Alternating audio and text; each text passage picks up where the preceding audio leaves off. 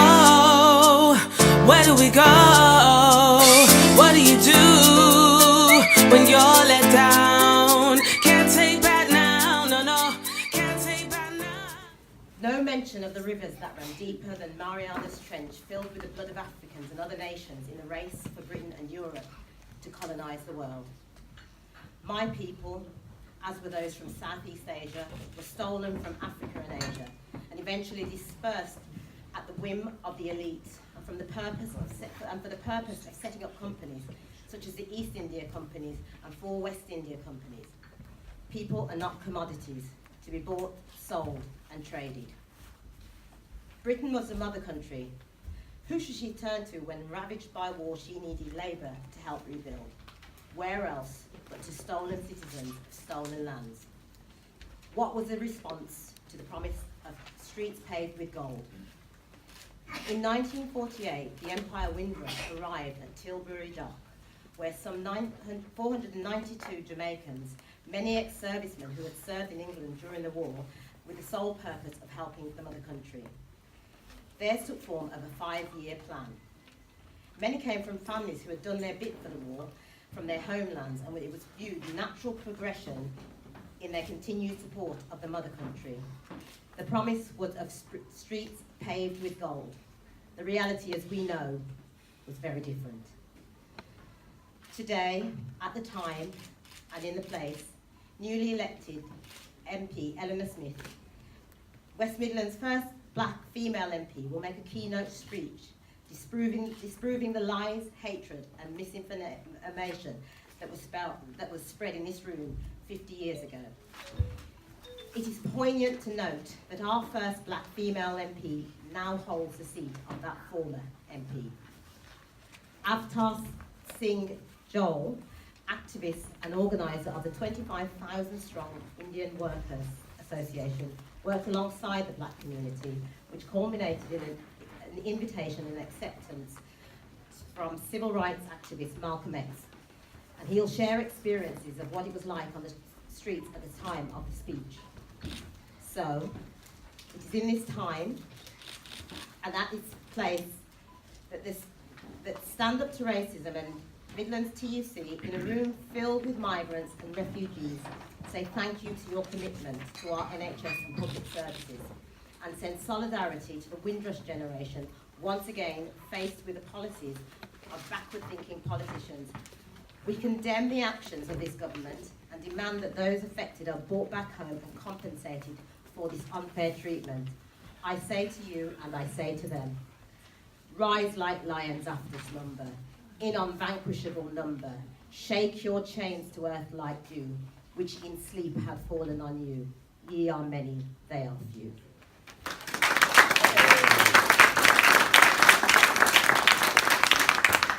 That was Rose in Unison. My name is Curly, I'm a performance poet, and I'm going to be co-hosting today's event. I'm representing Love Music Hate Racism. I'm here to promote unity and humanity, first and foremost, and to remind everyone that no matter how articulate a speech or speaker can be, whether past or present, that there is a lot more that unites us than ever can separate us.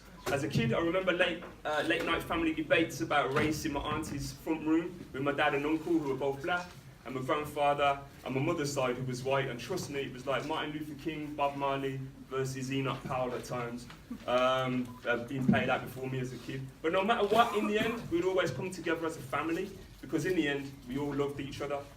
So that was cool, but in wider society, it's hard to love the unknown, especially if it's being continuously smeared with fear. So let's remind ourselves today that we're all part of the human family, and that acting from a place of love is the way for us to move forward. So I'm proud to be here today at this event to facilitate this discussion and to celebrate the cultural kaleidoscope of human beings that we all are, who are fundamentally, after all, from the same planet and sharing the same wants and needs, such as living a life free from hate and to have equal opportunity to fulfill their potential. So without further ado, we're going to have our first performance from a colleague of mine, a good friend as well, the current Birmingham Poet Laureate of Birmingham, 2016 to 18. A big massive round of applause, please, for Matt Windle. On this very date, Enoch Powell, either bravely spoke the truth or gave a speech that was foul. A boom and bust economy goes into recession, but could the words that were spoken still teach us a lesson? Who am I to deny the freedom of speech? I say what I hear and hear what I say, I don't preach. I'm just a working class, Brommy lad of today. Not an ambassador for the UK, but for the people that reside here. The option shouldn't just be one way. People used to say that the world was flat, that if you go out to sea you'll never come back, but the once believed doesn't make it a fact. The word and the thing are not always alike. Ironic that Enoch would suggest that the name and the object isn't always black and white. 50 years on, and there are still barriers resisting the flood, the refusal to lock hands with those who are swimming in rivers of blood, and through murderous conquests, we became the curator. I wasn't there, but research is the source that provides me with data. And I know that he called people an alien element. That's an outdated mindset. That's an outlook that's decadent. It would be a betrayal to see and not speak. But through division and segregation, you're not stronger, you're weak. Different countries help us learn.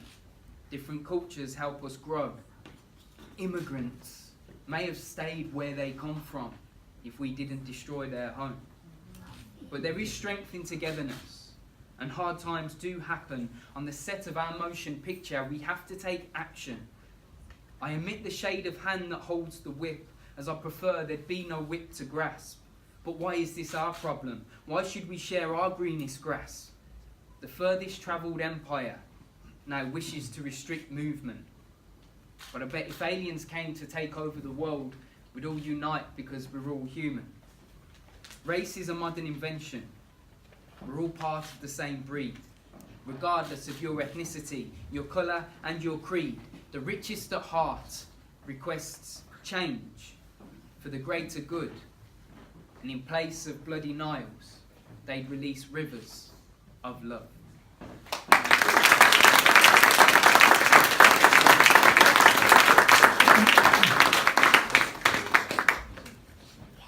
Ladies and gentlemen, I'd like to introduce Enoch Smith.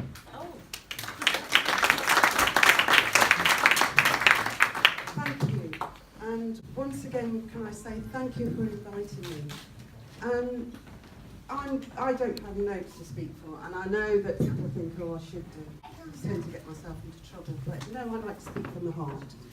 And can I say, just looking around this room and thinking about 50 years ago, Enoch Powell, MP, for the constituency that I actually represent, was in this room making that pernicious, racist speech. A speech that he hoped, I said hope, that would divide a nation. A speech that he hoped would send messages out to say, we don't want you. But you know what? His message may have been heard, and it may have been seen on the telly, the short bit that was, but look at it now. It didn't resonate, did it?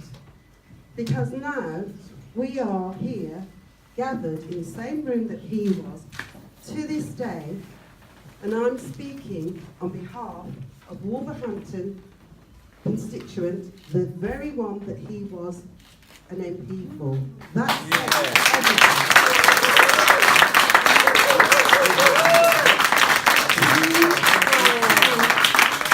That says, you know, your prediction and what you wanted, you got wrong. You got so wrong.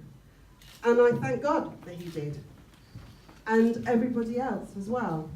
My constituent, Wolverhampton, and can I say about Wolverhampton, when they had that person, as an MP, Enoch Powell, what they thought as well afterwards, yes, there were riots, yes, there were people that heard his speech and kind of felt it was part of it, but you must think of the times it was in. As he says, in a recession, and whenever recession, economic hits people, they always turn to the nearest person. That's what they do. They always do it. This is something that they do. But, the difference is, not everybody believed in him. Not everybody said, actually, you speak for me. And I say this all the time. What Wolverhampton did was to get together with the other faith groups, and then they decided, you know what, Enoch Powell, you do not speak for us, and it's not in our name that you want us to be like what you're trying to do. And they all got together. And the city became a very cohesive city. It wasn't a city at the time, it was a town. But it started to draw in other groups and says, you know what, we don't want this. We don't want him representing us in that way. He did it for a number of reasons. I mean, everybody looks through the history. He did it because he wanted to be the leader of the Tory party. And he fought for many things that he would choose that way of doing it. Of course, it was the wrong way.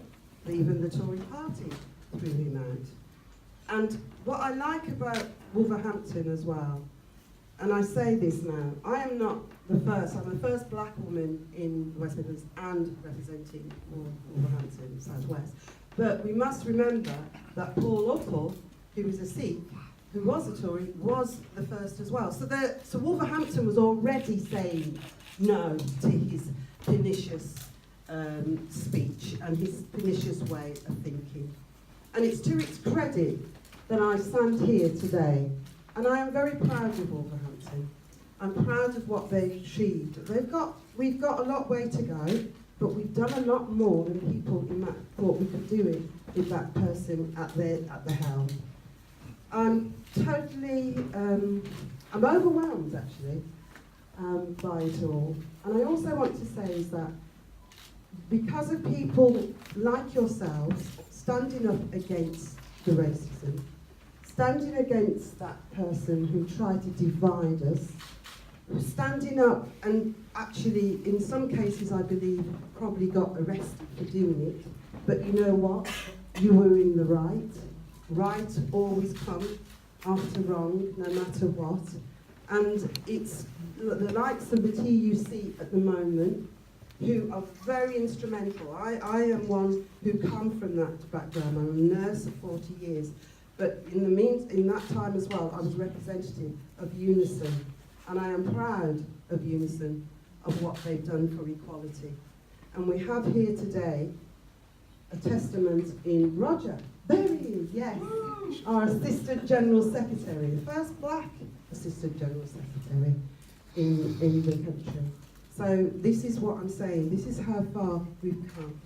We've got a long way to go as well. Don't think I'm, utopia and that. I know what's going on as a black person. I was 10 when that speech was done. I had it where I went to school and was called even more names, and I won't repeat it now. Yes, so that, don't say that his speech didn't have an effect, but what we're saying, it didn't come to fruition. It wasn't true. My daughters at 30 and 27, when I went for that seat, said, "Who's Enoch Powell?" That to me means that he was insignificant, and that is a good thing. And what today we're doing, we're not celebrating his speech. What we're doing, we're celebrating that his speech had not come true. We're celebrating a different diversity that we've got in all our communities, and we've got to keep doing that. We've got to keep doing that. And I think Stand Up for Racism is a fantastic organisation that does it. And it's and we can keep doing that as well. We give our generations to come that sense of hope, because that's what we know, the hope that we will continue to be the community that we want, and that's a united community, not a divided community between the blacks, the whites, the Asians, and all the other groups. No, we'll all stand together, united in solidarity. That's from my union background, and I will continue to believe in that as well. So I want to say thank you for inviting me. I'm in awe of this place, actually. I can't believe it that he actually made that speech in here. But you know what? I'm also thankful as well that he did, because I'm here today because of him. Okay, let's move down to the next speaker on transformation, Raymond Bennett. Can you just make sure people's mobiles are either on silent or off, please? This is going to be very short. I want to thank Eleanor for the speech and for all the people that are here, for us standing together in unity. I'm glad to be standing in the spot where Enoch Powell made the speech, and I'm glad that he's not here. I'm glad about that because I think the legacy of it, my aunt said that when he made that speech, he was attacked afterwards from there, and I'm glad to where, I have to say this now, I think we're glad that Powell's gone, but some of his legacy still remains. Yeah. The Windrush generation should not be treated the way that they have been. The nurses that came here to build the NHS came here to build it, not to be treated as second-class citizens. There's another anniversary. We're here on the anniversary of the murder of Stephen Lawrence. Yeah. That is where the poison of racism goes. We're here on the anniversary of the murder of Mohammed Salim, who was murdered in Birmingham by a racist and a Nazi. The reason why we stand out against Powell is because when they use that platform, they use that platform to encourage racism and division, and we have to stand together in unity against what they stand for. We're sitting, I have to say that Enoch Powell was wrong on two counts. He said that a black man would have the whip hand over the position in Wolverhampton. Actually, it's Eleanor Smith. Got the whip hand in there, and so he was right. He was a misogynist and a racist as well. He never thought that actually we could have a society in which women can play a key role in it, and that's the representation of progress that we have.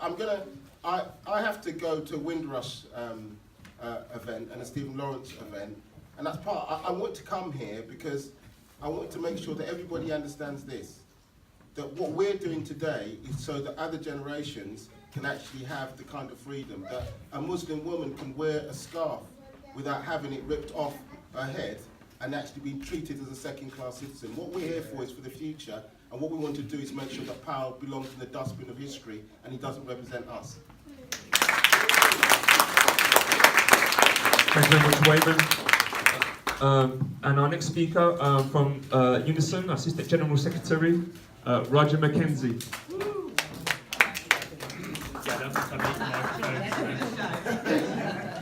I'm normally told by our executive members that I don't need a microphone, so I'll just say a few words. So 55 years ago, and that wasn't a mistake. 55 years ago, there was a woman, a black woman walking down the streets of Warsaw, not too very far from here. She's pregnant, and she was attacked in the streets. She survived, and her child survived. That was my mum, and that was me. 50 years ago, in Warsaw, 10 days after Powell gave his speech, was my birthday. Got really excited. 5, I'm a big man now, I can do whatever I want. But the main thing that was going to happen was that in a few months' time, I was going to start school. What I remember really clearly is what happened during those months, during those years of my schooling, where we didn't just get called a few names that was just going to upset us a little bit, but we were attacked in the streets. I remember Mum and Dad having to have a bucket of water by the front door because of the stuff that used to get thrown through our letterbox. I remember being told before I started school by my mum and dad, you got took into the room and we got told, whatever you do, if you get attacked at school, make sure you keep your back to the wall so they can't get behind you. That is the reality of what we were facing because of what that man said in this very room. And the reason I mention 55 years ago is because it is wrong. It's entirely wrong just to see this as being something that happened just because that man came in this room. It is wrong, right? This is historical. This is stuff that led up to that stuff, and Powell was part of that. But there's a whole bunch of politicians like now who felt that they could go around and say whatever they liked and that there was no consequence to it. We see it today, don't we? Where people run around and they say all sorts of things about us, right? And some of the things that Powell said in this very room just kind of have a resonance today. where he went and said that there's black people, black women having babies in the NHS, which stopped white women from giving birth. That's what he said, right? Read it if you don't believe me. That's what he said. What he also said was that black kids are blocking places in schools for white kids. Sounds all too familiar, doesn't it? And that's why I make the link, that you can't just see this as something that he talked about in this room and that it was done and dusted and gone, right? This is stuff that's historical, and this is stuff that is still happening today. The only question that matters now for us, I believe, is what are we prepared to do about this? What are we prepared to do to build the movement that's going to bring about the fundamental and irreversible shift in society in favour of working class people that is the real thing that's going to make the difference? And I have to just think we have to just not be against stuff only. We have to be for something. We have to be for that better society. Because if I've learned anything about what came out of that speech and all the racists that have driven off the back of that speech, is that if we don't build a movement, a united movement that stands together, not just against racism, but is for that better society, then we have learned nothing. We've simply learned nothing. So the challenge for us all today is to think about what it is that we're prepared to do. How are we going to build that movement that's going to make a difference? How are we going to make sure that the woman who wants to send her kid to school isn't afraid about what's going to happen to her kid on the way to school? How can we make sure that all of our education system is fair and open to everybody? How can we make sure that these politicians who think it's all right to treat the Windus generation in the way that they do, that they're held to account? What is it that we're prepared to do about it? It's the only question that matters now. So I'm really proud to bring greetings to this really important meeting on behalf of Unison, the Public Services Union. It's not something that we shy away from in Unison. I know many across the trade union movement are the same about this. Because fundamentally, this is about solidarity. This is about unity. This is about how we come together as working class people to make the difference that makes sure that these racists who march down our streets, who call us names, who attack us in the street, that they're brought to account, that they're finally defeated. Thank you very much for listening.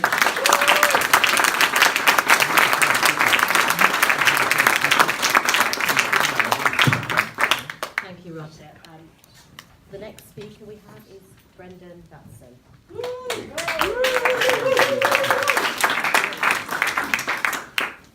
A personal story, and that's why I'm here today, because I am part of the Windrush generation, and the Enoch Powell speech, I hear what my colleague has said, but that impacted on me in my professional career.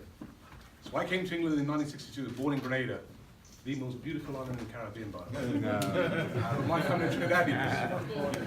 So I came to England from Trinidad. And I didn't know what racism was as a 9-year-old until I landed in England. When I went to Catholic school in Tilbury, and a boy called me a chocolate drop.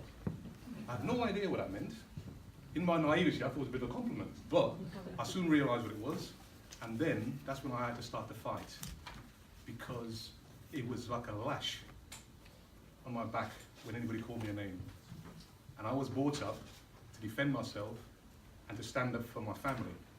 My mum, bless her, said good manners cost nothing and respect for each other costs nothing. So football, my professional career, was a godsend to me, really, because I had a bit of a talent. Never seen football until I came to England. But as the lad just said, I was being called names from 9 years old. I lived in Walthamstow. Came to Tilbury and then moved to Walthamstow. And I got used to being called names. Lads driving by in cars, people throwing stuff at me. What changed in my professional career, particularly when I joined West Bromwich Albion, playing with Laurie Cunningham, both late Laurie Cunningham and sadly still Regis, the volume increased unbelievably. Now, I was 15 when that speech was made. I wasn't politicised at that time, but later on, I gradually got to understand what it was all about. And years later, I was speaking at an ACPO, Association of Chief Police Officers Conference in Scarborough. And the chairman of ACPO told me the significance of the Enoch Powell speech. And that's when I began to understand the significance of it and how it emboldened the far right, the National Front. And then I could recall playing being at West Brom, arriving at grounds and seeing the National Front outside waiting for us. So in those days, we just used to get off the coach and it'd be like getting off the coach and walking across into the players' entrance. Lorry shows up being spat at, that the Union Jack, the Bother Boys, you know, the skinheads, everything. And black players came forward in the 70s. That was the explosion. I started my career in '69, but as an apprentice at Arsenal, but it was in the 70s that we had the explosion of black players. That seemed to incense the far right. And they used football as a recruiting ground, and they had the cloak of anonymity because of the crowds. I can remember vividly being at West Ham, running out for the warm-up. I ran across the pitch to go into sort of my right back position, so you get used to the atmosphere of the ground and where you are. And I stopped because all I could see was a lot of stuff coming towards me, a lot of bananas. I picked one up, threw it to Cyril. I think he started to peel it, because we just didn't know what to do when you've got a whole bank of people snarling at you, calling your names. And it's a credit to all the black players of my era and those who followed that we said, we'll see you next week, we'll see you next year, we'll see you next month. Mentioned Stephen Lawrence. I watched the last 3 nights. Captured, the horror of that really came home to me. I've been privileged to meet Doreen Lawrence a couple of times. I've never been able to say anything to her because I just don't know what to say to a mum who's lost her son in those circumstances. But the horror of that came back watching it over the last 3 nights. It's quite ironic. It's 25 years, Stephen Lawrence. It's 25 years in football that we started the Kick It Out campaign. And it wasn't a black issue. This was about us as players saying, enough's enough. The authorities had done nothing. But it was fans groups, it was the players all coming together. And I think the thing with the Enoch Powell speech, as the speaker said before, the general public rejected it. I would like to think that if Enoch Powell was here today, he would stand up and apologise to all and sundry and say, I was wrong. I'm not sure he would do, because the more you read that speech, you can't understand what drove him to make that speech.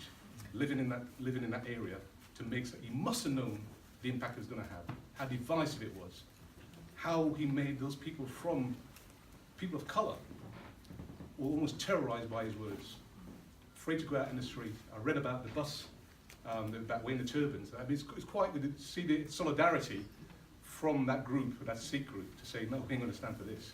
We're going to get it. They were frightened, from what I've read, but they stuck together. And one of the things I think is really good is that there's always more good in this world than bad. Otherwise, we'd be under the Nazis from all those years ago. There's always more good than bad. On a positive note, I think we're all a walking advert of what's good about our society. We're a walking advert of what's good about our cultures.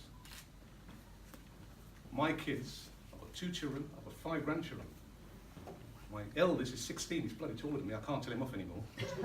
My granddaughter who's 14, she's taller than me, I can't tell her off anymore either.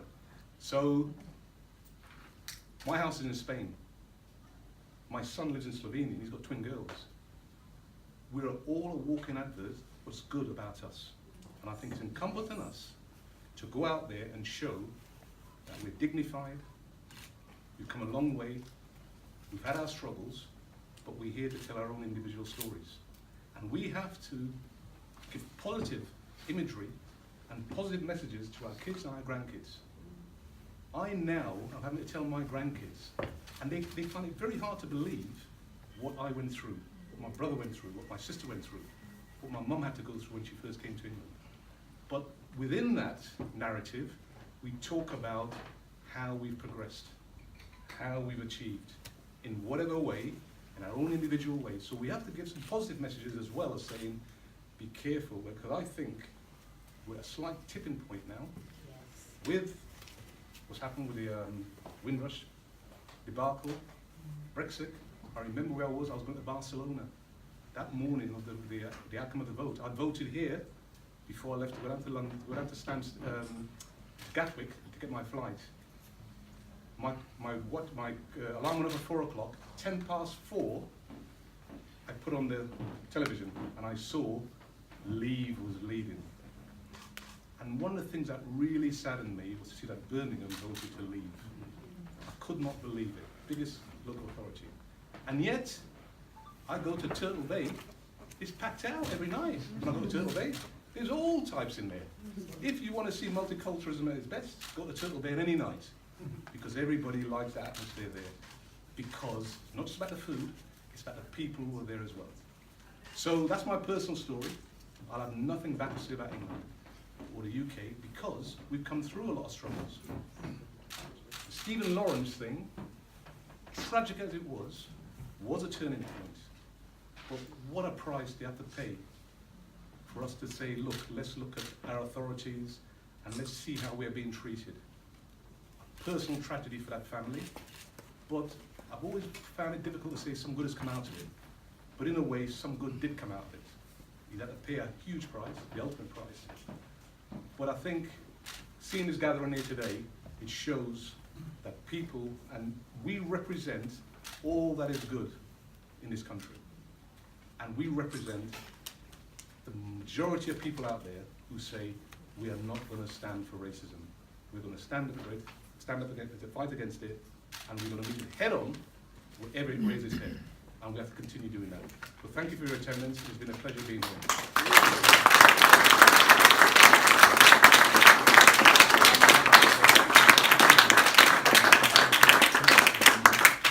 Thank you, President.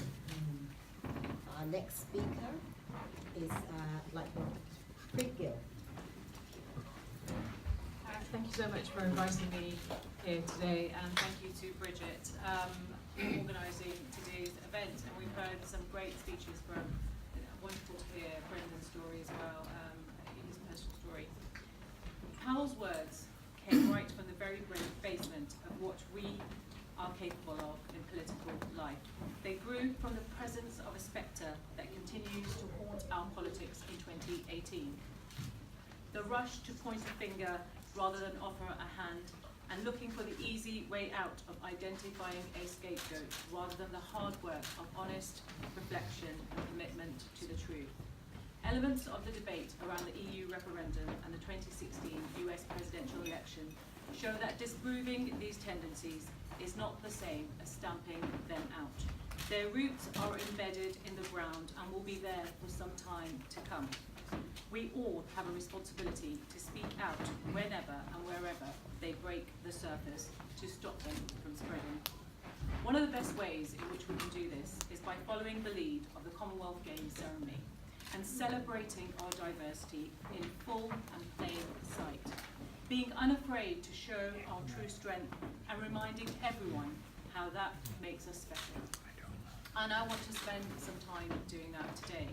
The contribution of migrants, their sons and their daughters to Britain is beyond estimate. They've helped to create the amazing tapestry of diversity which we can all call home. They have fought in our armed services. They are the doctors and nurses, porters and engineers who staff our hospitals. We have lived and worked together, sharing in the twists and turns of the story of our nation. Our diverse communities have faced Britain's challenges together, and although there remains much work to be done, we have come a long way in ensuring that we enjoy a more equal share of its rewards. The contribution of migrants and their families can be seen across Birmingham and the West Midlands in the vast majority of these cases. These are simple acts performed by ordinary people going about their lives, raising their families, carving out their careers and supporting their communities. My mother and father came to the UK from India with very little to their name, and my dad soon picked up a job driving the number 11 bus from the Harborne depot, in which is now the constituency I represent in Parliament. I'm sure most of us in this room have spent time on the number 11, probably too much time knowing the number 11. And the idea of my dad driving that long circular route, day in, day out, no matter how tired, bored or frustrated he might have been that day, so that he could put food on the table for me and my siblings is something which never stops inspiring me. My dad became involved in our Gurdwara, especially as he got older, running community projects and fundraising events. And it was made very clear to me and my siblings from a very early age that we had an obligation to support those around us, that we were a community. And this community certainly didn't stop at the doors of the Gurdwara with the wider community who attended. My dad taught me that we are only as strong as the most vulnerable person in our community. No matter what their faith, their ethnicity, or their background, there is a bond and a responsibility which exists between us all. And this is not an attitude that is unique to my dad or unique to the Sikh faith. I suspect that it is one that is shared by the vast majority of people up and down this country. Our responsibility as politicians and as citizens is to create a society which gives this precious quality the light it needs to grow, and to be uncompromising in our response to those who seek to extinguish that light for good. We are also fortunate in the West Midlands to have a number of well-known sons and daughters of migrants who have achieved great things. This work is not just valuable in its own right, but also for the light that it casts to show the way to those who follow them. By beating the odds and achieving the unlikely, they give millions more the confidence to believe that more is possible. The amazing work done by Sir Lenny Henry in raising millions of pounds for charity and now promoting social mobility for young people from all backgrounds across the West Midlands in his role as Chancellor of Birmingham City University. Adil Ray from Citizen Khan, Alison Hammond, that wonderful reminder of the warmth and passion of Brummies on This Morning and Strictly. And when it comes to music, we have UB40, a band formed 40 years ago, only 10 years after Enoch Powell's speech, but with a lineup of musicians of English, Irish, Jamaican, Scottish and Yemeni parentage. I do hope that Enoch got to hear them. And in the world of sport, we've got Gabby Adbon-Lahore, Jolien Lescott, Moeen Ali, Denise Lewis and Daniel Sturridge, who have all represented our country at the very highest level. And obviously Brendan, but there's also another figure in this category who I'd like to focus on, and that is Cyril Regis. Cyril was born in St. Lucia, and I looked this up last night. That's just over 4,000 miles from where we are now. And when he came to England with his family, he didn't even move to the West Midlands, but he went to live in London. And while Cyril was idolised by fans of West Bromwich, Wolves, Aston Villa and Coventry, he faced the most unimaginable abuse and hatred from fans of other clubs during his career. Monkey chants, having bananas thrown at him on the pitch, being sent a bullet through the post by an England supporter who didn't want to see black people play for England, and handling it with impeccable and unbelievable calm, grace and class. I saw that during his memorial service, someone recounted a story of when they asked Cyril how he handled all the hatred and abuse. And he simply smiled and replied, "I just put the ball in the back of the net."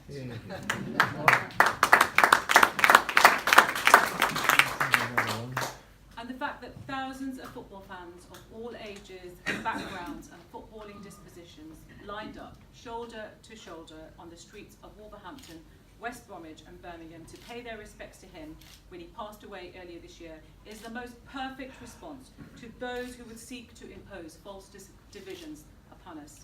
And there aren't too many things that unite fans of West Bromwich, Wolves and Villa, apart from a bad result at Birmingham, for Birmingham City. But Cyril the migrant, the target of those who, like Enoch Powell, would see us divided, became the very figure around which people united. And it is a powerful reminder that a combination of immense courage and collective decency can create the space for the very best of our nature to flourish. But this is not something which just happens naturally.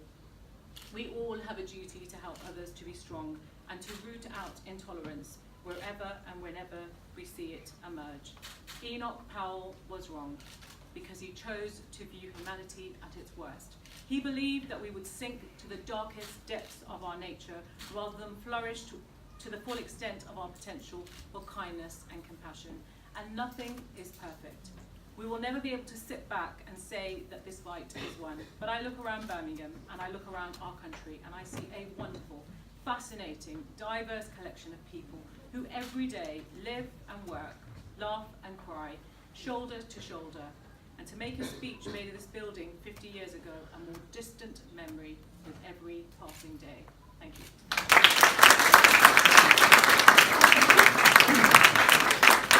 Thank you so much, Preet Gill there, MP. Yeah, so we've had some fantastic speakers so far. So it's been a really fiery, inspiring talk so far. But it gives me a distinct pleasure to really introduce our next speaker, Avatar Joel. A round of applause, please, for Avatar.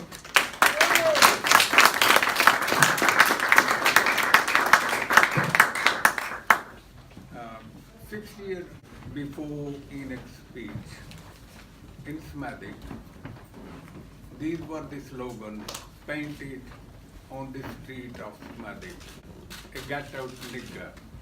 And this is the photograph from Vicarage Road, Smathwick.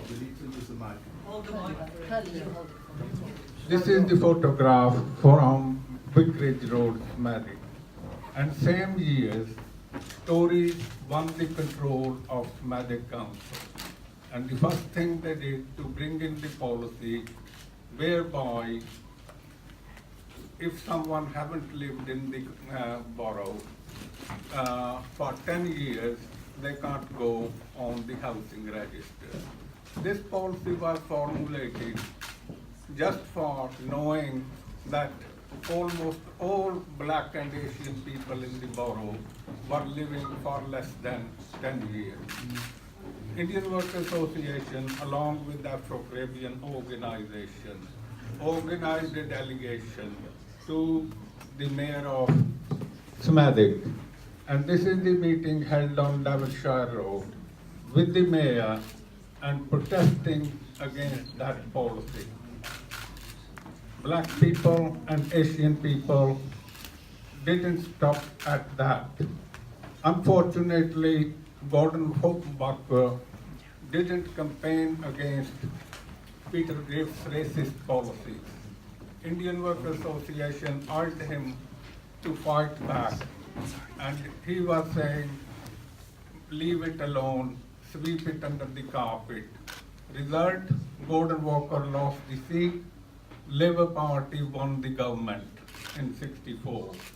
Indian Workers Association continued to fight and unite the black and white people. And in 1966 elections, Peter Griffiths, the parliamentary leper, was called by Wilson, Prime Minister. He was defeated soundly.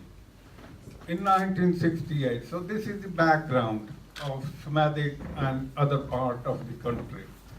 We black people were not served in the most of the public houses. We didn't have our hair cut in the barber shop. And there was only one shop in Walsall Heath where we used to go for our haircut. In 1968, which came about 6-7 years later, Enoch Powell spoke in this room, and River of Blood speech, response from the Indian Workers Association, we will not sit back, we will hit back. Yes. And we did. After the doctors marched in his support, and we marched in London, more than 50,000 people under the slogan of black and white, unite and fight. I want to take you a bit back. That situation in Smathwick was very toxic. Mrs. Grove was campaigning that on Marshall Street, black people should not buy the houses. Our Smathwick Tory Council organized a petition, took to Richard Crossman in London, demanding funds to buy a house in Marshall Street or on other streets that don't allow black. Indian Workers Association organized the visit of Malcolm X, and we are very proud in the Indian Workers Association. On 12th February, Malcolm visited Marshall Street, and he walked alone on the street. We asked him that he needs to be accompanied. He said, don't worry, I will walk alone. On the other side, Mrs. Grove and about 10 white women, they were shouting at him, "Black nigger, go home." He didn't take any notice. He stopped at a window where there was a poster for sale for white only. So this was the situation before Enoch made his speech. And Enoch's speech united black and white people more. Before that, there was not good response, I have to say, from the TUC. It also opposed the First Resolution Act. We have to continue to fight and unite. And I know many people, Roger came in the movement later on, Phil Murphy here, and we worked together, Asian, Afro-Caribbean, African, and continue to work. And let me say, in concluding remark, that racism is not going to away as long imperialism rules this country or other countries. It is the imperialist game to divide the society and rule. And now in 16, on the Brexit, you have seen what happened. And we urge from the Indian Workers Association, the fight must continue against racism. That's the only way we can fight against racists and other bigots. It is very important, the work of Stand Up to Racism in this city and across the country. Support that, and I will urge all you that we defeated Enoch Powell, we will defeat any more Enoch Powell. Thank you.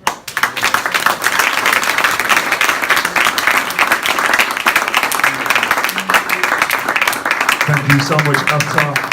My next speaker, very quickly, moving on, is Azhar Quayum from the Muslim Engagement and Development.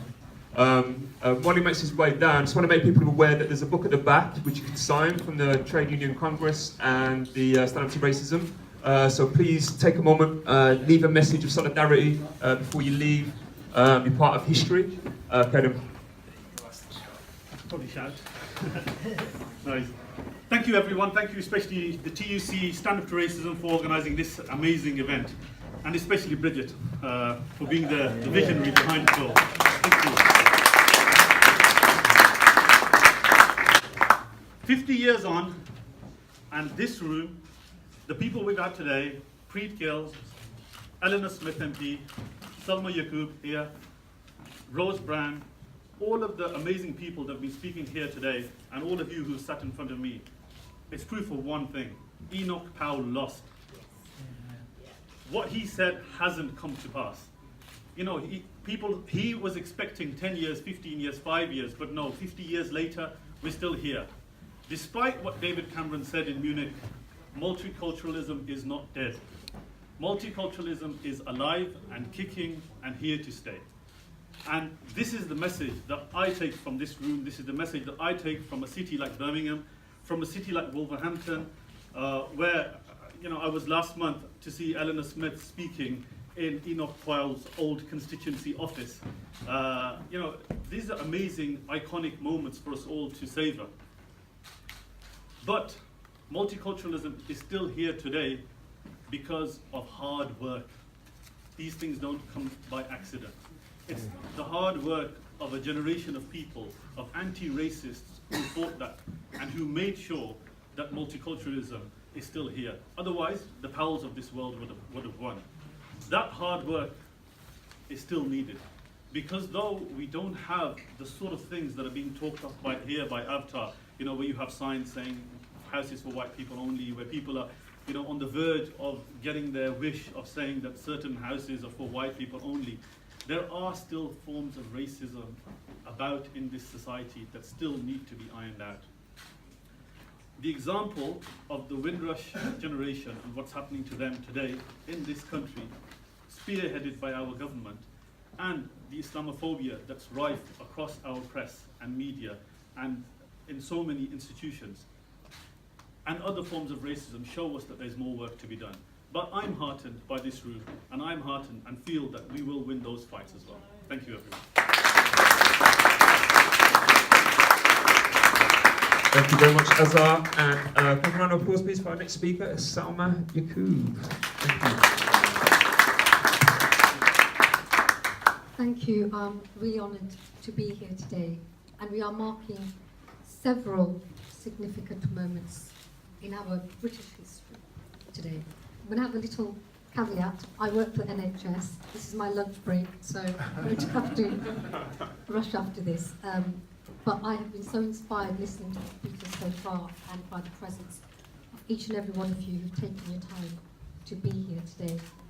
And I wish my dad was still alive to see that in the very same place that those evil words were said, that his daughter is joining with others in defiance and in contradiction, and as a real practical legacy of how wrong Enoch Powell was. And many people have said that he lost. And in the mainstream media, it's as if racism started and finished with Enoch Powell. And I wouldn't want to overestimate his influence. But the old saying, sticks and stones may break my bones, but words will never hurt me, is not true.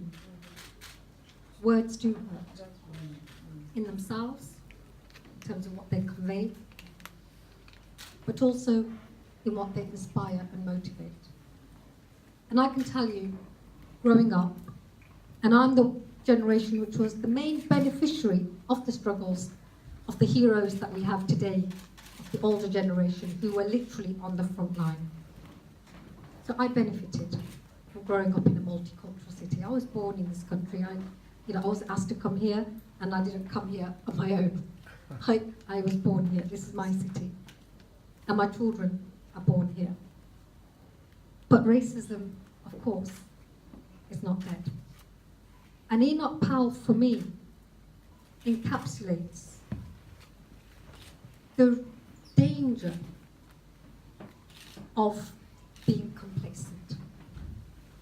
When a man in a suit, a sharp suit, he was a sharp dresser, let's give him that, an educated man, he's not an ignorant man. A lot of people say the racists are all just ignorant, but a very cynical one.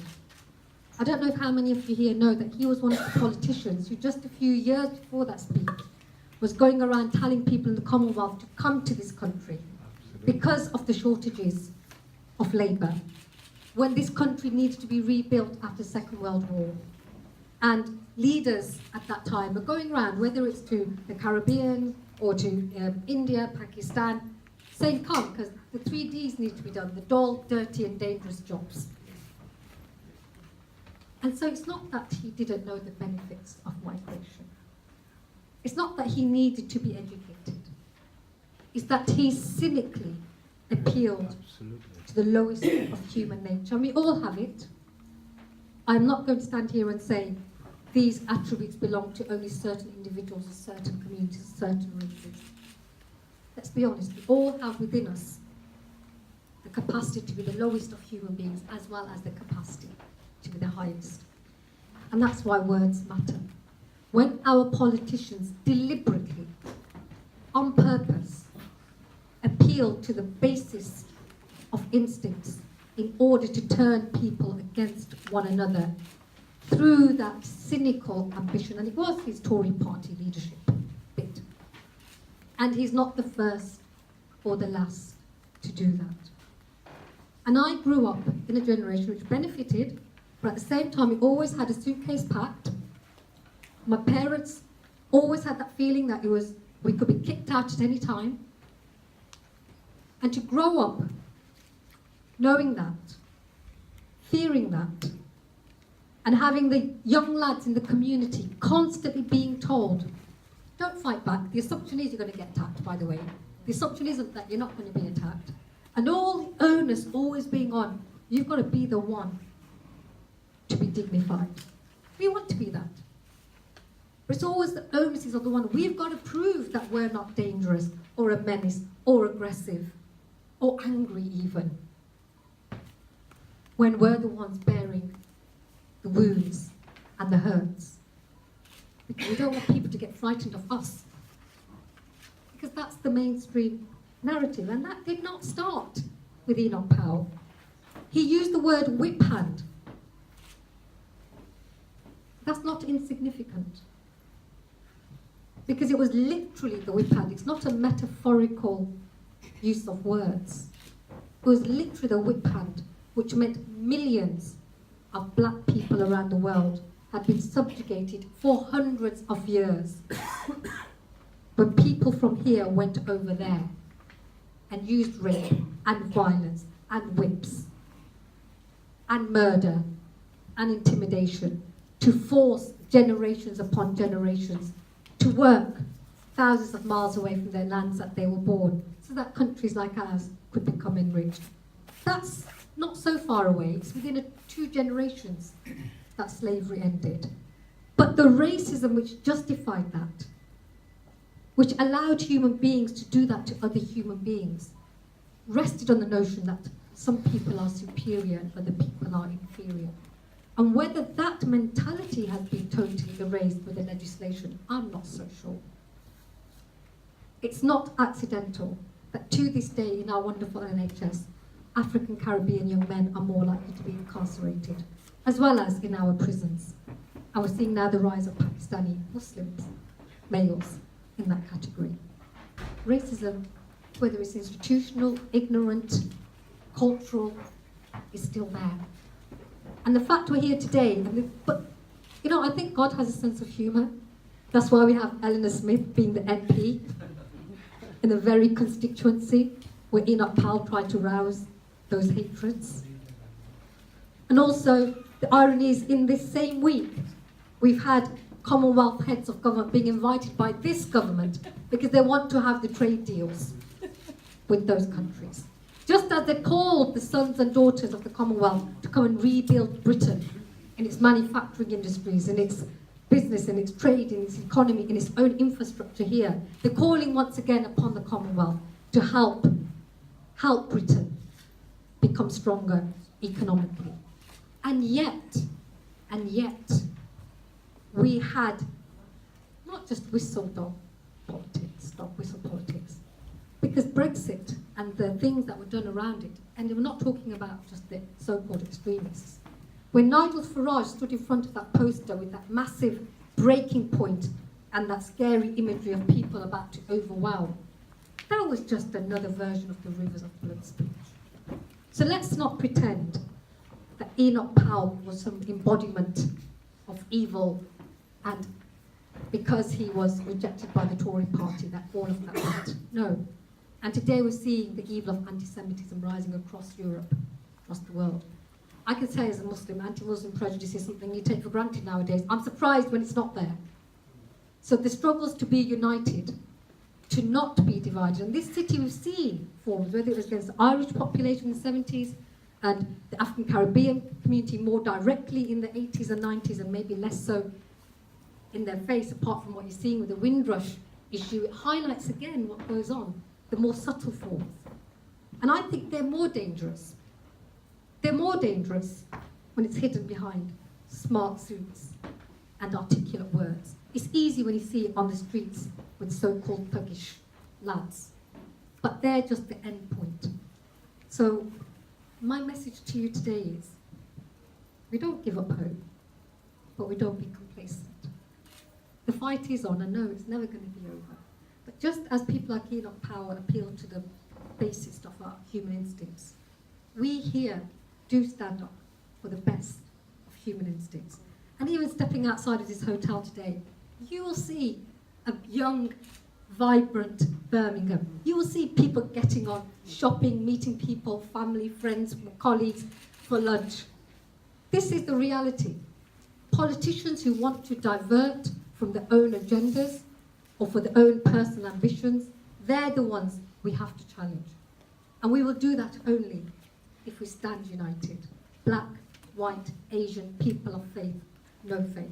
And I'm proud to be a Brummie here today because I do think that we represent the best of Birmingham and the best of Britain. Thank you.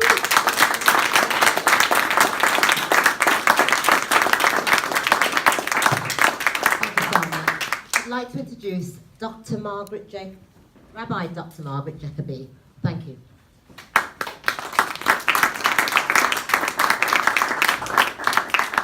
Thank you. Thank you for inviting me here. And it's been so moving and humbling to hear the stories of prejudice that people have experienced here and racism. I want to share with you one more story. Before that, I must apologise that I have to go immediately after talking to you. But this month, a couple in my synagogue are celebrating their 70th wedding anniversary. He was from Trinidad, she a Jewish woman from Liverpool.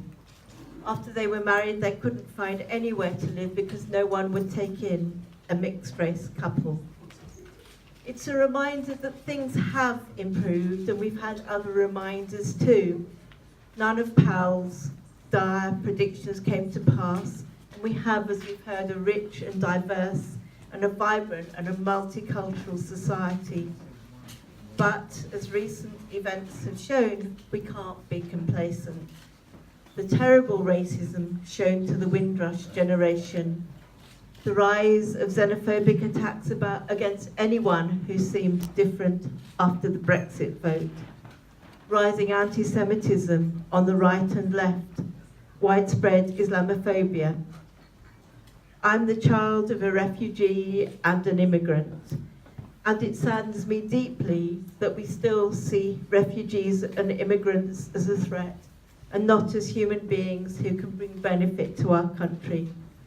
And I'm committed, as I'm sure we all are, to ensuring that everyone can feel safe and find refuge in our country.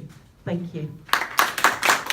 I took the time to read the transcript of the speech because I wanted to make sure I knew what I was responding to. And I just thought, as the child of a white woman and a black man from Sierra Leone who came here after he married my mother without ever coming here before, and then just found a job, and I'm well educated, I'm currently in university, I am to some extent a symbol of the world he fitted. I am a union of countries, and I am the proof that it can happen. People can love each other, and there really is no reason to divide like that. The poem I wrote for this is called Landlocked, and it's basically just me, and I'm addressing the spirit, the ghost, the ideals of Enoch Powell that are still found in society today. I have my mother's eyes, my father's lips, my father's smooth skin, my mother's wide hips. I am a bridge between two people, two countries, two continents, two colors. My skin is just a coating, I could shed it for you. Peel back caramel and honey to reveal red, raw flesh beating for you. It is better than the stone that has set into your bones. You are a weathered statue frozen in time, watching the world pass around you. I could open my flesh heart to you, show you how it works, unravel my double helix and scribe my DNA, and show you the half I got from my mother, the half I got from my father, just like you. I could prove to you that we are all made of the same things. I could bare my brain to your prodding, set your spine tingling with my electric thoughts. I could bring you back to life, but you would rather rot. Rather not dirty your hands with my melanin. I pity your short-sightedness. Unable to see further than skin deep, you have only ever experienced the shallow surface of this world. Never dared to brave waters you couldn't wade through. Never dared to cross that bridge for fear that you can't turn back. I am not afraid like you. I cross oceans to see stars brighter than you could ever conceive of. My feet have known the dirt from a plethora of countries, and every step I take is a celebration of every culture I have ever had the honor of knowing. I don't fear the deep. I am a bridge, and you are stranded. And the time will come when the waters will crumble your stone heart, and your monument will be washed away. Just water under the bridge. Wow. Thank you. Thank you very much. Nayanda, fantastic, thank you. Okay, it brings us great pleasure now to also welcome Ian Ward, the current Labour leader for Birmingham City Council. Hand over to you, Ian. A round of applause, please. Thank you very much. I don't see why I have to follow the talent. It's really unfair. But thank you very much for the opportunity to speak at this event. I was particularly keen to do so because I was born in this city. This is my hometown. And when Enoch Powell made his infamous speech, I was just 6 years of age. Half a century on, my partner is of Pakistani heritage, while my friends and colleagues come from a wide range of backgrounds and ethnicities. If you want proof that Enoch Powell got it spectacularly wrong 50 years ago, come to Birmingham. If you want to see a city built, shaped and enriched by immigration, come to Birmingham. This is a city built on immigration and a city that I'm proud to say wholeheartedly rejected Powell's racist vision of the future. Birmingham is home to people who can trace their roots back to virtually every country in the world. For centuries, people have come here seeking a better life and a better future for their families. The Huguenots fleeing persecution in the 18th century. Eastern European Jews and the Irish a century later. Through to the Windrush generation and people arriving from South Asia that so worried Powell. Each new wave of immigration has added new chapters to the Birmingham story. Name a nationality, language or a religion and you will find it here in Birmingham. I'm proud to say that Birmingham has become home to people of every colour, creed and nationality, and our city is far richer as a consequence. I also take great pride in the fact that the children growing up in Birmingham 50 years after Powell's speech would just not recognise the divided world that he predicted. On the morning of December 21st last year, I was at the Arena Academy, a primary school in Perry Bar, as Birmingham was announced as the host for the 2022 Commonwealth Games. The children of Arena Academy come from many communities and can trace their roots back to probably every single wave of immigration to this city. But the school is not a place of conflict or division. Indeed, like schools across Birmingham, Arena Academy is another illustration of just how wrong Powell was. Far from being a bad thing, Birmingham's diversity is a positive selling point for this city. In fact, during our successful bid for the Commonwealth Games, we made great play on the fact that Birmingham is the Commonwealth city. There are Birmingham residents with family links to each of the 71 Commonwealth nations and territories. Our past, present and future are built on that diversity, making Birmingham a city of great talent, variety, energy and richness. A city of innovation, creativity, culture and drive. Of course, there will always be those that seek to divide us along the lines of colour, race or religion. Since Powell, the National Front, the BNP, the EDL and others have all tried to drive a wedge between communities here in Birmingham and elsewhere. They've tried and they have failed. And they will continue to fail because Birmingham is a city at ease with itself. And whatever view the racists have of the world, Birmingham is far better than that. Half a century after Powell's infamous Rivers of Blood speech, the eyes of the world were on this city last weekend for the Commonwealth Games handover, and a worldwide television audience of 1 billion people saw a city of many colours, creeds and nationalities coming together to celebrate what makes us all Brummies. If you haven't seen the dance routine to Mr. Blue Sky performed by young people from communities across Birmingham, I urge you to try and catch it on BBC iPlayer. It's an excellent showcase of the youth, diversity and talent of the country's largest multicultural city. During the broadcast, the city was summed up by a huge banner on the town hall, made up of just 5 words that encapsulated our city, illustrating just how wrong Enoch Powell was. A message that sums up Birmingham. Simply read, welcome to the human race. Thank you.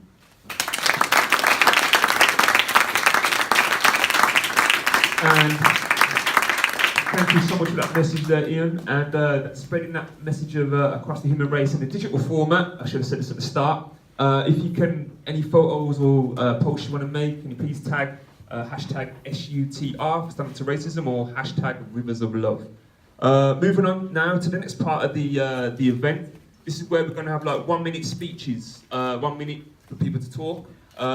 So we'll open the floor shortly, but before we do that, we've got a pre-selected panel of 1 minute speakers. And our first speaker is going to be Philip Murphy. If Philip Murphy is... Yeah, it's Philip Murphy. 1 minute. 1 minute. That's the test. I was. Thank you, Mr. Chairman. Thank you, Mr. Chairman. Well, I was also a councillor. One of the things we learned as councillors is to be disciplined in what we say. So I'll try to be disciplined. I was hoping not to say anything. Bridget, I blame you.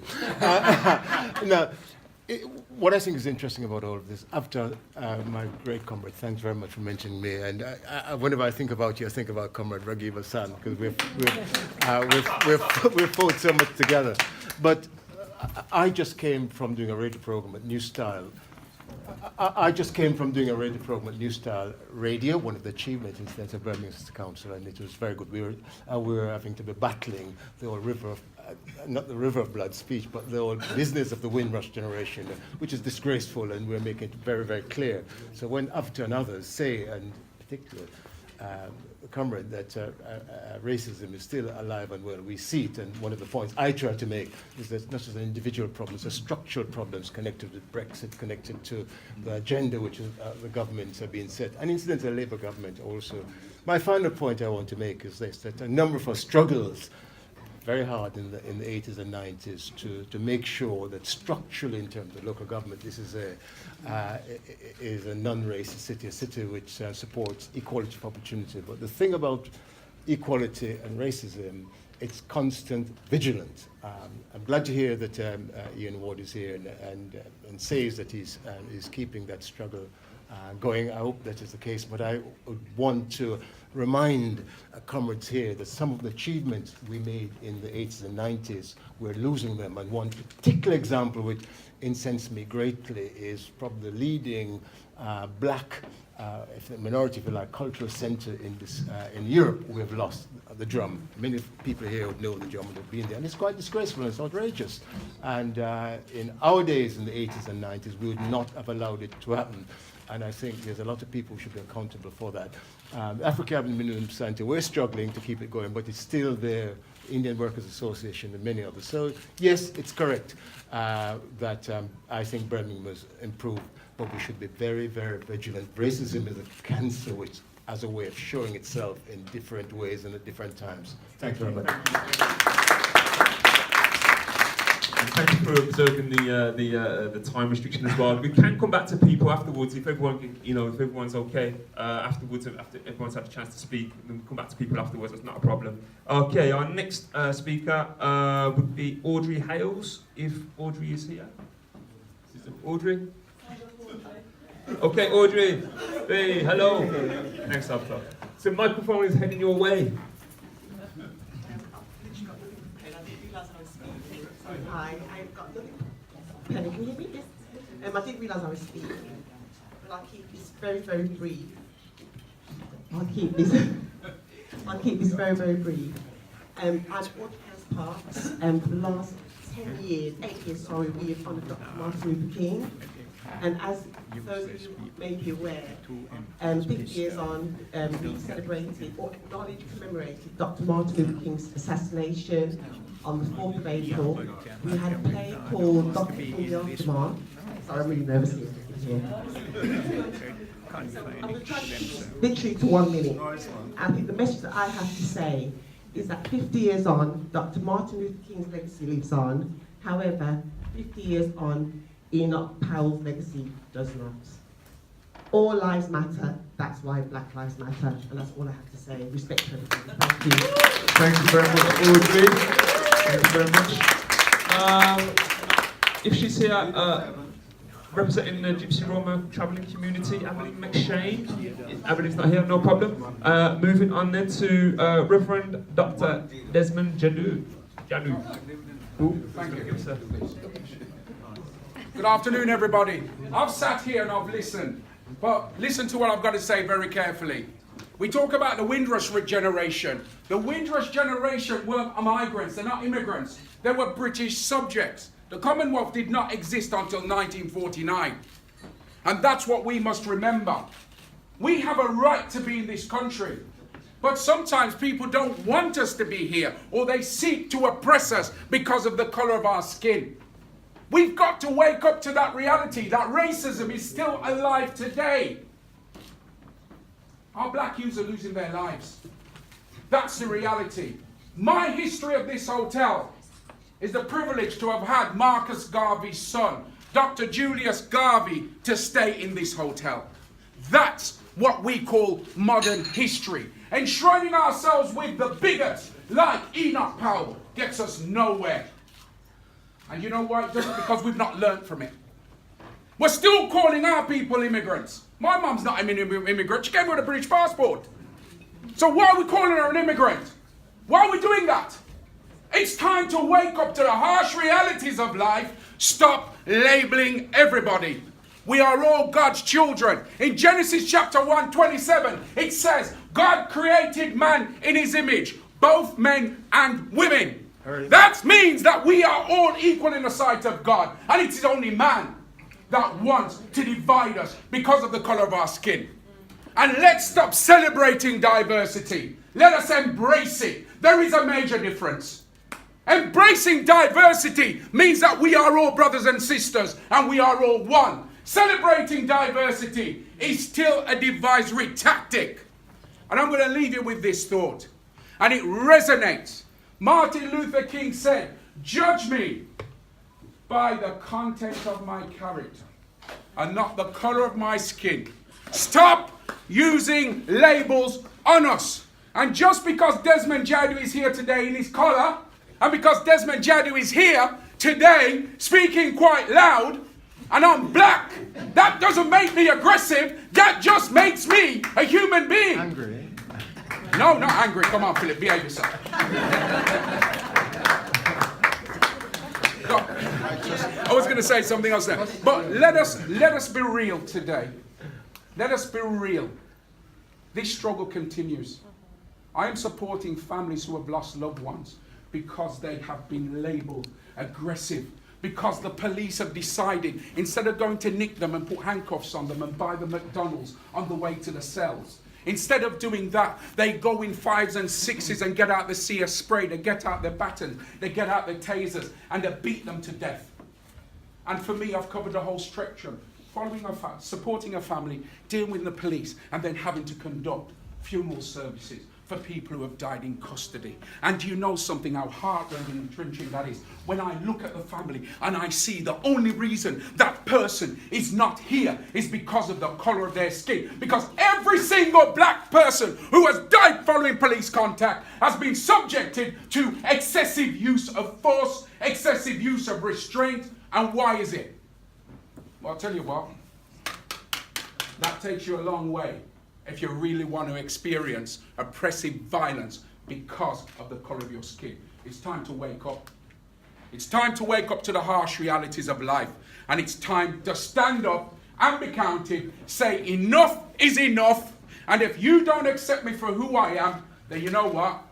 The leaders here, get out of Birmingham as far as it's concerned, because we're all one. And I'll tell you this, I know that Ian agrees with me, because we are all one. And it's time now for us to stand up and be counted. And tomorrow, down by Waterstones, we're going to have our Jamaican flags, our Barbadian flags, our Kittian flags, our Antiguan flags, and we are going to be colorizing Waterstones. Why? The Windrush generation, we're here to stay and we're going nowhere. And I've been signaled to stop, but you know what? We do the work on the ground. Maxie Hales, Charlie Williams, we're the ones out there. We're the ones that, if anything at all, and they want to come for anybody, they're coming for us first. Because we don't care, because we stand up for what is right, and we will continue to do so. Thank you. Thank you very much, Desmond. Thank you. Very passionate contribution there. Thank you very much for that. And our next speaker, Mr. Maxie Hale. A round of applause, please, for Maxie. Thanks. Thank you very much. I'm glad at least one of the leaders are here. Because one of the things is, these 1 minute speakers, we're the guys that actually do the work underground. Yeah, no disrespect. Yeah, true. But you know, I've actually scripted myself for this 1 minute because I'm inclined to get into trouble if I don't. People, why are we here really? People commit racism, you know why? Because they know they can get away with it. Yeah, well said. They know that the system will support and back them up. Just look at the Lawrence and television as the case. But the way, I hear some nice speeches here. But you know, the only way we're going to get rid of this cancer is by tackling systematic, institutionalized racism. We have to start there. I mean, listen, Sir William McPherson report on the death of Stephen Lawrence. The definition has been watered down. This society we live in, what they're actually saying is that we've dealt with racism, it's dusted, it's gone, we deal with it. Reports have shown us, all different sort of reports have shown us that racism is more subtle and it's forever is there. You know, so one of the problem we face here also is several reporters point out that it's a difficulty on the ground to convince the police officer that a racist act has been committed. And in fact, only 40% of all racist incidents reported have been referred to the CPS. And I can't tell you the word I've got for them because I've got no respect for CPS. Everybody should know that by now. Too many times we have asked the victims to put it right. Dwayne Brooks was treated like a criminal. He should have been treated like a victim in the first place. Right? And you know something? It's not just what happened in 1968 or 1993, but it's what we intend to do about it in 2018. That to me is fundamental. You know, is what we do about it. And whilst I'm at it, let me just say, over the years we've noticed that racism has been, that's the borrow a football term, has been relegated to the back burner. We want to put race back on the agenda. Yeah. I've got a report in my pocket here, a newspaper clip. 2004, when I gave an interview, that once you get rid of the CRE, right? I mean, we should get rid of Trevor Phillips, not the CRE. Come on. But the fact is, once you do that, and there's not a single organization monitoring racial terrorism, racism would have been pushed back on the back burner like what it is. And I'm asking the city leader, when are you, and the other politicians that should have been here, which I don't like when they escape, when are you going to put back the drum? Which drum? You know, I want to see a situation where black people, rather than jumping into the police, jumping into bed with the police, who is forever racist, we want an independent organization that could liaise on behalf of the victims, such as the Birmingham Racial Attacks Monitoring Unit that used to have an independent status until its demise in 2010. So what I'm saying here, and I'm going to respect, I'm going to close here. Many of us, many black organizations are locked out of the multi-agency committees. But hear this, nothing talk about us without our involvement. Nothing. You know, so I hear all of that about the niceness and what have you. But let me tell you this. With Brexit, it's going to get worse. It's not a if, it's an inevitable thing. So we must be prepared for it and put the systems in place. And I know you're on the local authorities under central government constraint. But when you need to prioritize these services, these frontline services. And I'll leave it there. Thank you very much, Maxine. Okay, representing representing the Poets Against Racism. We're going to move over to a bit more creativity over here with a gentleman who I met fairly recently, Mr. Ian Henry. Can you give him a round of applause, please? Good afternoon. Afternoon. Hello, is anyone out there? Good afternoon. Good afternoon. I've only got a minute. Thank you, Bridget. Thank you, McCurley, for inviting me. Rivers of Blood, welcome to the human race. Desmond says we're all one. Thank God Enoch Powell got it wrong. And I mean, thank God, because it's my good fortune 27 years ago to marry a migrant to this country, a Chinese lady from Malaysia. And as the man says over here on his t-shirt, we're all children of migrants. I've got 4 daughters, they are children of a migrant. Desmond says we are one, absolutely, one blood. Poetry anthology that I contributed with the Sant Near and Carry mission in Wednesbury and the NHS Blood Donor and Transfusion Service. So, one blood. One blood, although we have different skin. The pulse of life beats in all of our hearts, regardless of the wars which tear apart. People all bleed the same colour within. The human race is one which we can win. The world's rivers flow into one ocean, and we have the same needs and emotions. To give up on ourselves would be a sin. The world is not separate warring states. One people, one kingdom, and one planet. Hearts filled with love and not full of granite, and we must stop the misery and hate. One blood. Come together and celebrate. Tears of pain replaced by laughter and mirth. It is time to prove humanity's worth. One blood, shared lives together in one fate. Thank you.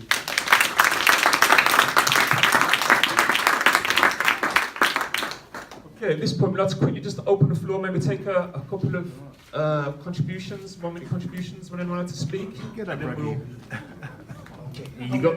Would like to introduce yourself and who you represent?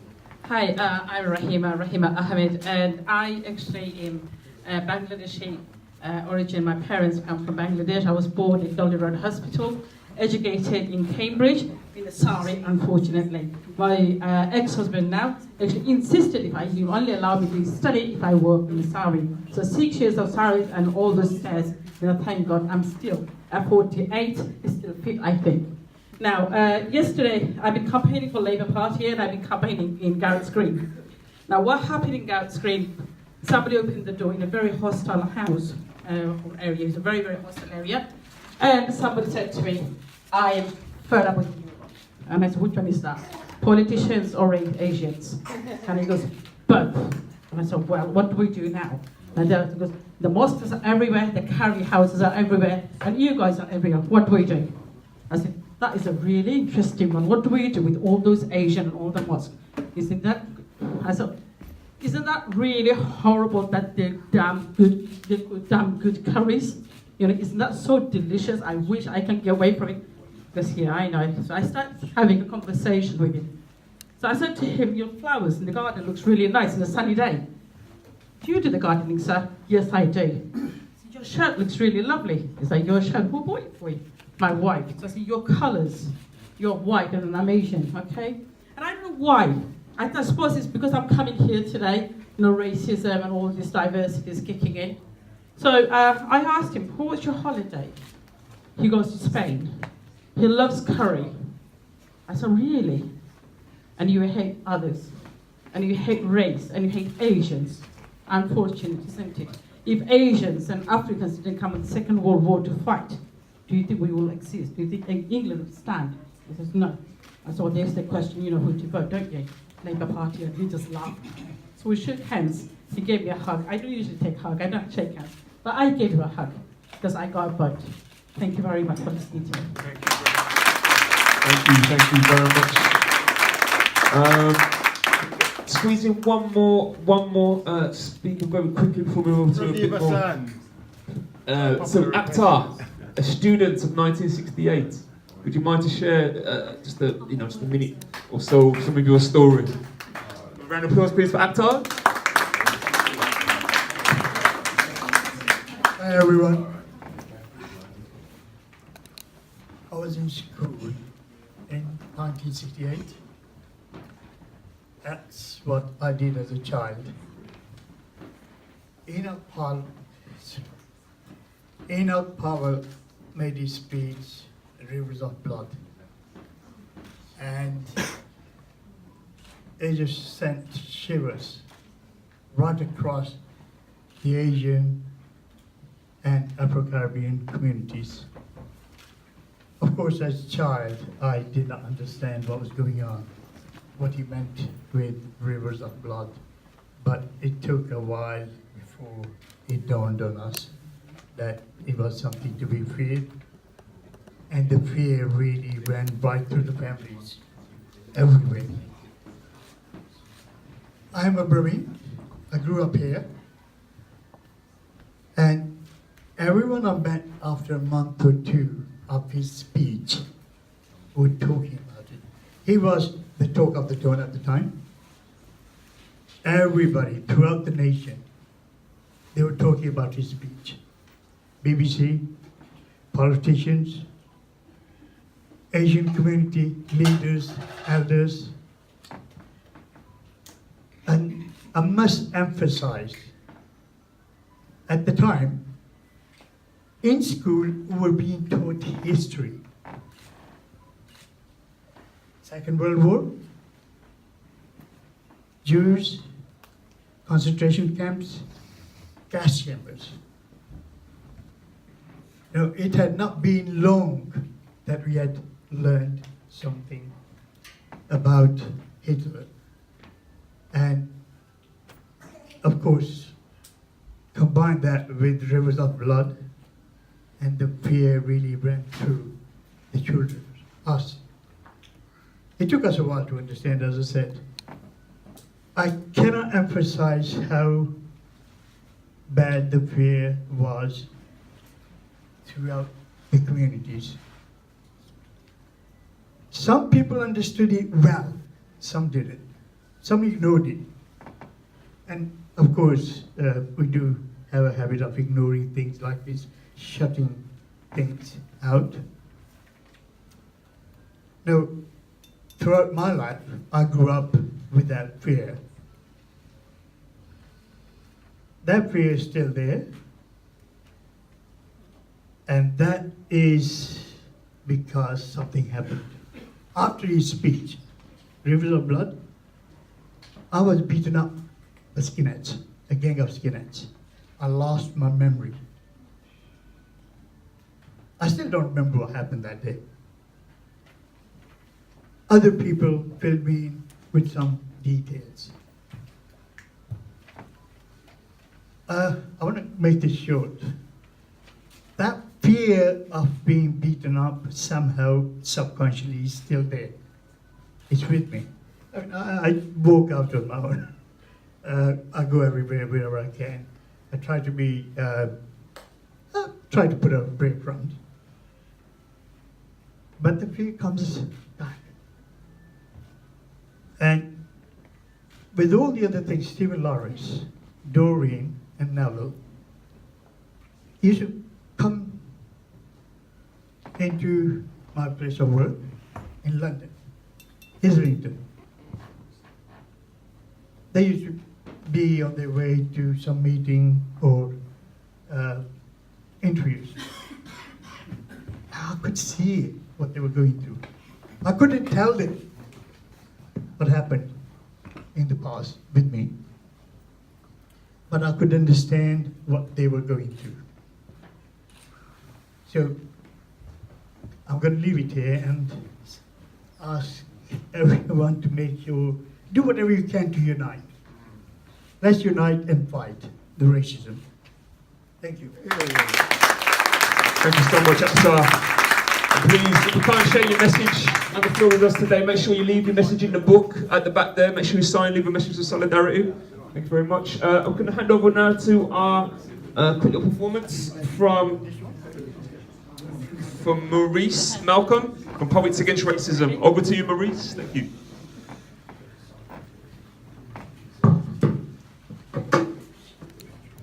Yes, I'm privileged to be here. I'm going to be very quick because everybody's got a lot to say. A lot of the things that's been said have been absolutely fantastic. I've lived through the racism, so I understand where you're coming from. Without further ado, this one's called Rivers of Love.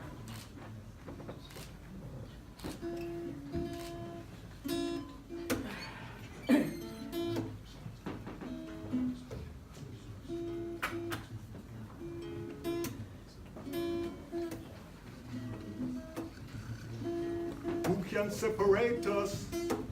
Who can pull us apart? Who can divide us if we have love in our hearts? We are just one nation under the sun. We are just one nation under the sun. It's not about your color, your nationality or your class. It's not about your race. It's all about the future and the past. We are just one nation under the sun. We are just one nation under the sun. Sometimes we have to fight with all our might, just to stand up for what is right. We don't want no rivers of blood. If the fire is burning, then we've got to create a flood. We've got to create a flood, because we don't want no rivers of blood. In this country, 15 years or 20, the black man will have the whip hand over the white man. We'll have rivers of blood.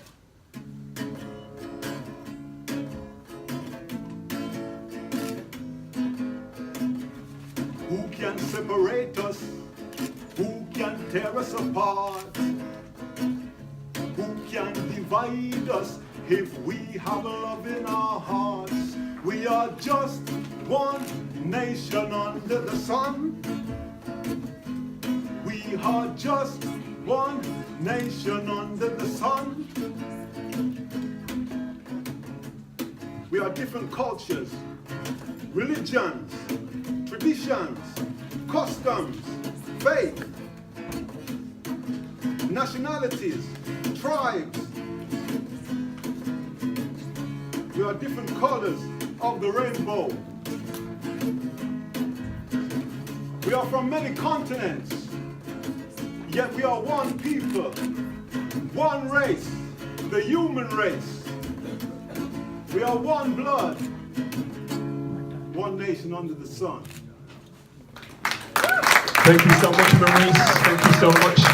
Now, coming up towards the end of the event now, so people can still hang on. We've still got some few important speakers to have up as well. And our next our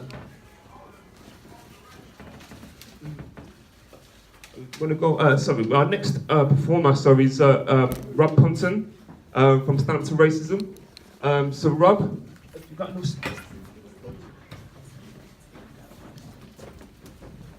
Hello, yes, my name is Rob Punton from Stand Up to Racism. I'm just here to prove that there are many ways to stand up to racism, and as I sit here, I stand up to it. And I would like to share this poem that I wrote for today, and it's called Birmingham Streets. Enoch, your words of gloom and doom echo down half a century as you boomed out that the streets of Birmingham would run with floods. Should we not turn immigrants away? Seem to be so far astray from the truth of today. We are glad to report, glad to retort. Our diversity is our strength. Like a many-colored blanket, we continue to band together to repel your tide invading our street. Get out of town, leave us to live in peaceful harmony. Birmingham, a city united by love. Thank you.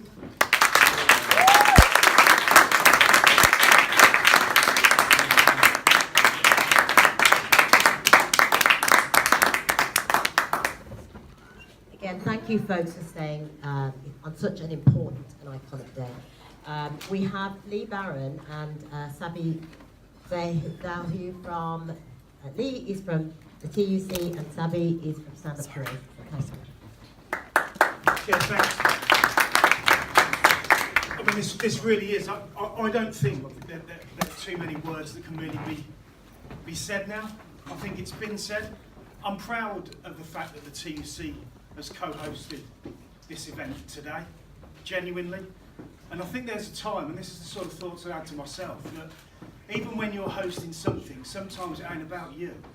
And what we was really determined to do today was to make it about people, and people who have been through what people have been through, and make it a celebration, and to demonstrate how it is that the communities that we've got are beaten and are bigger and are better than what happened here 50 years ago.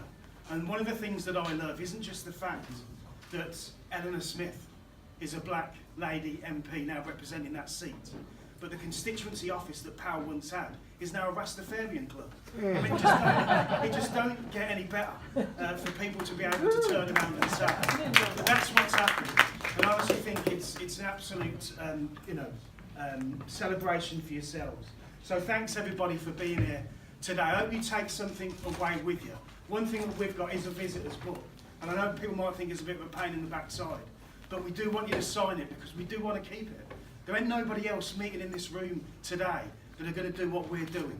And we want to make sure that goes down in history. You people are part of that, and we want you to put something in that book. Something small, big, like it's entirely up to you, but put something in there and be part of that, because we'll be keeping hold of it to show people that actually 50 years after, the real people of Birmingham, the real people of the West Midlands joined together to celebrate the communities we've got and not divide them. Thanks very much indeed for being here.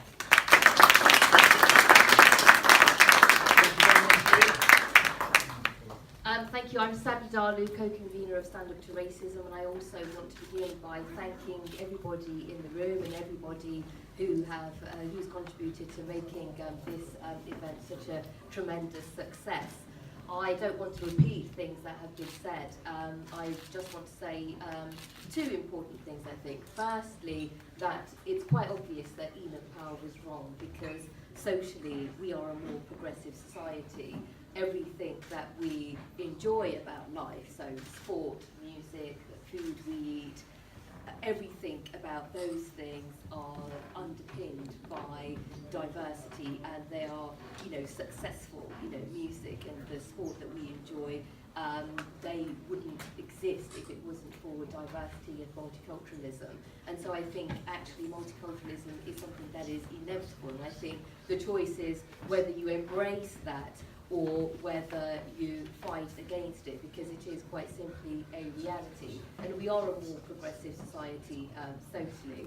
But what I think is a problem, and the important message that I think we need to take away from this event today, is that I think there is creeping powerlism at the top layers of politics. So if you look at the Windrush catastrophe and the treatment of citizens of the Commonwealth by this government, that has been due to the policy of this Conservative government. It was implemented first by Theresa May when she was Home Secretary, and continued by Amber Rudd.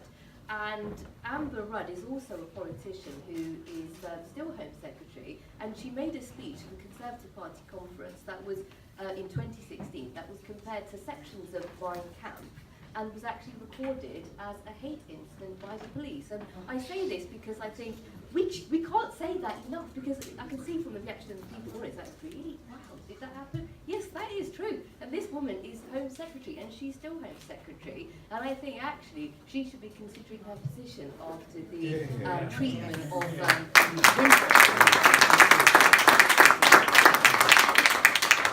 And so I think that's what's worrying, that actually Enoch Powell his speech 50 years ago actually sparked a furious debate in the Conservative shadow cabinet. There were people threatening to resign if he wasn't sacked from the cabinet.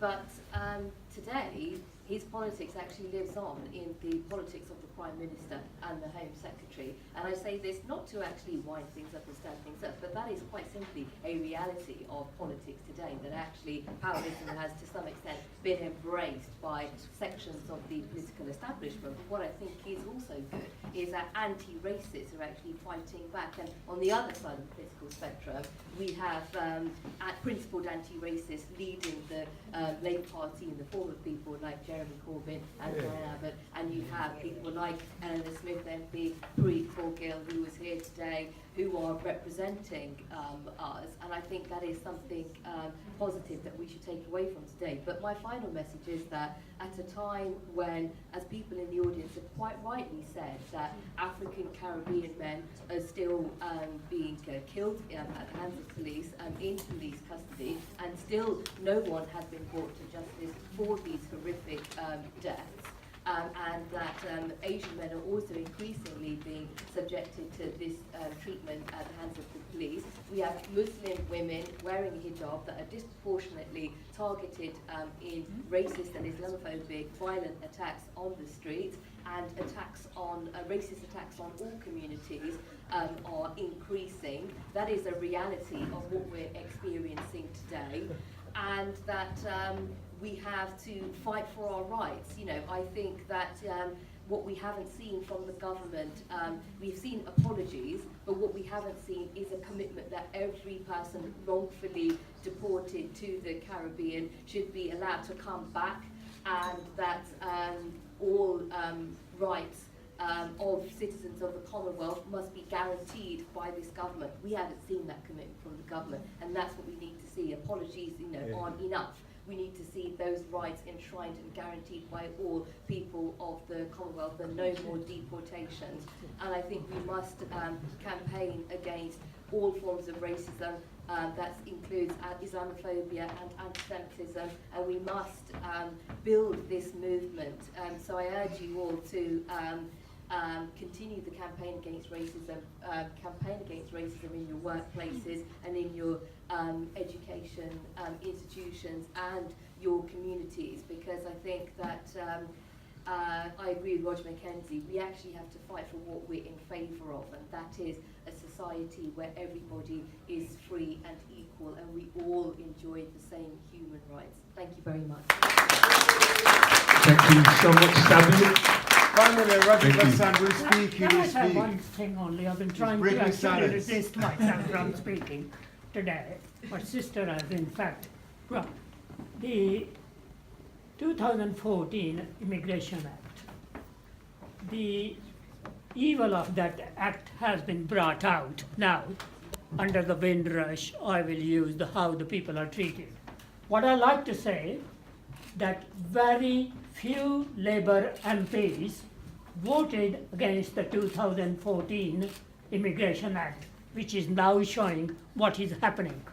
Second thing, I will be very, very pleased and feel, if it is true, that the Windrush people are given the right to stay. I think the condition they are putting on them are horrible. People are not going to easily meet those conditions. In addition, what we should be talking about the 2014 Act is that it is not only that they should give concession, they should give a genuine right of the Windrush children, what is their right and what they have put them through, apologize. Not only that, there are people in this country now who are losing jobs because of the 2014 Act.